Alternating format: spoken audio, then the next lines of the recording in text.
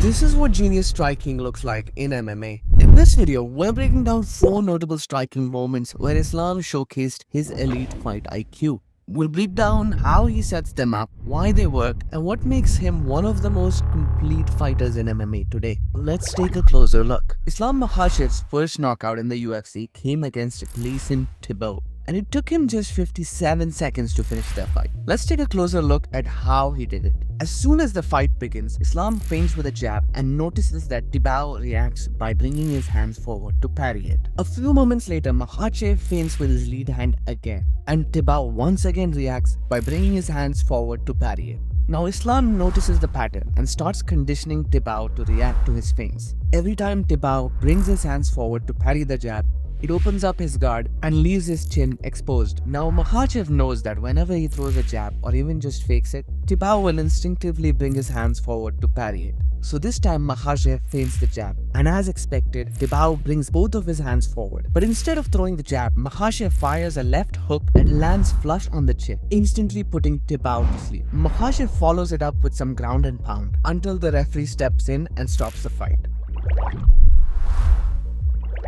Now, when Islam Makhachev fought Charles Oliveira for the vacant lightweight title, the biggest mistake Oliveira made was underestimating Islam's striking. Now, Oliveira showed no respect for Islam's striking, and eventually he pays the price. As soon as the fight begins, Oliveira rushes in with a flying kick. Throughout the fight, he constantly looks to overwhelm Islam with aggressive attacks. On the other hand, Makhachev stays patient and waits for his opportunity to counter. Another mistake Oliveira keeps making is overextending on his punches. Whenever he throws his right hand, he overextends and leaves himself open for counters. Islam eventually notices this and starts countering with the cross lead hook combination. Every time Oliveira overcommits on his punches, Islam fires a straight cross down the middle and immediately follows it up with a lead hook. And in the second round, Oliveira once again overcommits as he rushes forward with a flying knee. Islam stays composed and lands a straight cross to the body. As Oliveira throws his right hand, Islam counters with a lead hook that lands clean and drops him to the canvas. Moments later, he locks up an arm triangle choke and finishes the fight. One of Islam Makhachev's nastiest knockouts came against Alexander Volkanovski, a brutal head kick that finished the fight in the very first round. But it's not like Islam just threw a head kick and it knocked Volkanovski out. Islam had already fought Volk once before, and that fight went the full 5 rounds. So how did he manage to finish him in this one in under 3 minutes? Let's take a closer look. The adjustment Islam made in this rematch was conditioning Volk's reactions. As soon as the fight begins, the first strike Islam throws is an inside low kick, showing that his camp had a clear game plan going into the fight. Now notice how Volk reacts. He brings his lead hand down to parry the kick.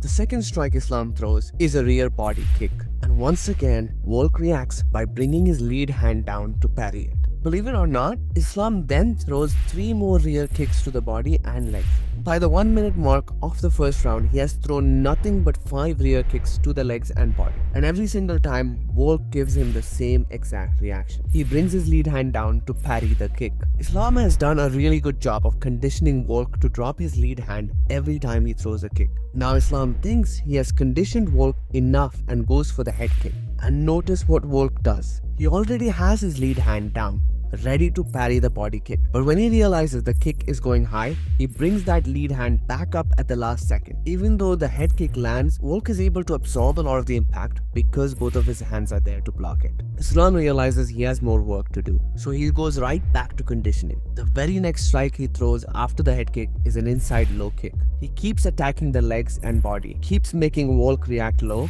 and then almost 3 minutes into the round, he throws the exact same kick again. Now watch Volk's reaction. As Islam throws the kick, Volk immediately brings his lead hand down, expecting another body kick. But Islam goes high instead and lands clean on the temple. The head kick wobbles Volk badly and sends him to the canvas. Islam follows up with hammer fists until the referee steps in and stops the fight. Genius stuff from Islam here. He conditioned Volk to expect the kick low and then went high with the head kick.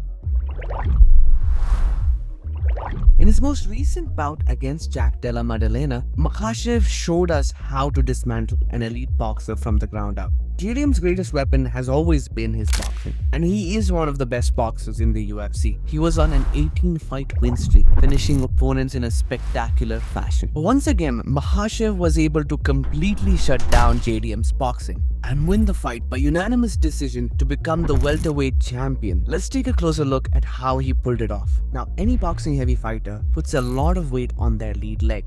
That's how they generate power. But in MMA, this also leaves them open to nasty calf kicks because their lead leg is always there. They absorb much more damage since most of the body weight is on it. As soon as the fight begins, JDM comes forward with a wide stance. Now here's how smart Islam really is. He doesn't throw these kicks randomly. For example, just 3 seconds into the fight, JDM steps in with a jab. Now watch his back foot. It's almost in the air and his entire body weight is on his lead leg, which means the kick Islam lands does some real damage. Islam would repeatedly throw these leg kicks as JDM stepped in with his punches when he was the heaviest on his lead leg. For example, here, as JDM tries to throw a lead hook, Islam immediately counters with a hard leg kick. Islam continued to land these leg kicks throughout the fight, and when you've eaten almost a dozen of these brutal kicks, they start taking away the power from your punches. They also force you to switch stances, disrupting your entire game plan. Eventually, they make you hesitate to throw because you know another leg kick could be coming. So Islam came into this fight with a brilliant game plan. The leg kicks